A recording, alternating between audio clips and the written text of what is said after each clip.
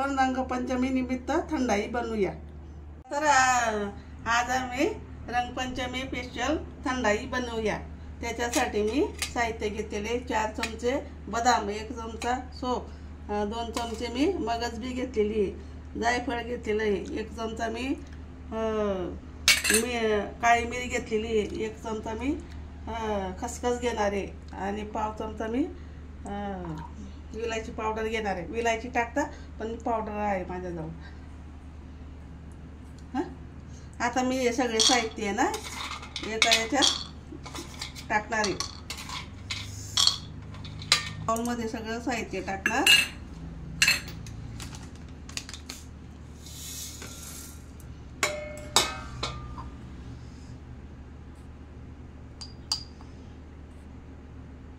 विलायची पावडर आहे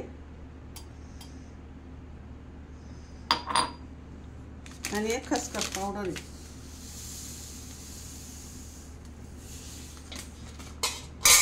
आणि हे गुलाबाच्या पाकळ्या आहे।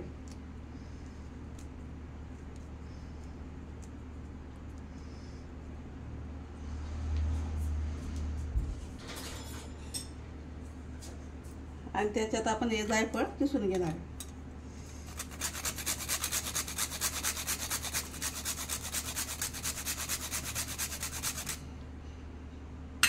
आणि त्याच्यात हे पाणी टाकून आपण 8 तास भिजवून ठेवू। पाणी टाकून 8 तास भिजवून ठेवायचे आपल्याला। आता हे मी भिजवून ठेवलेले होते। नंतर मी काजू आणि पिस्ता बी भिजवलेला होता। हे आता भिजवलेली वस्तू आहे ना मी मिक्सरला बारीक करून घेते।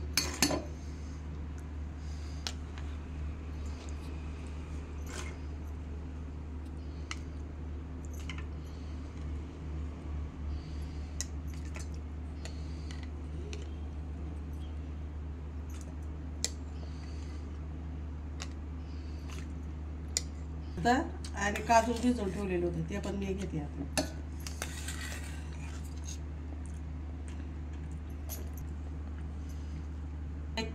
केसर दूध म्हणजे केसर दुधात भिजवून ठेवले होते। हे केसर घेते। ही आपली जाड खडी साखर घेते मी आणि थोडं दूध घेते। घेणार आता तू काय वाटलं? आता हे दळून झालेलं आहे बारीक। आता मी बारीक चाळणीने चाळून घेते याला।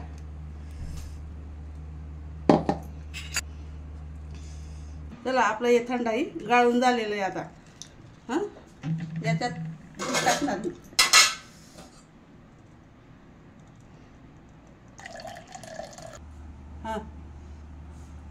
आता आपलं मिश्रण तयार झालेलं आहे थंडाईचं। हे बघा मी याच्यात टाक ग्लासमध्ये टाकते।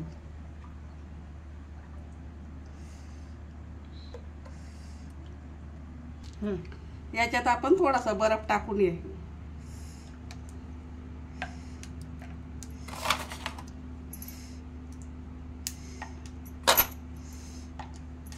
थोडा पिस्ता टाक।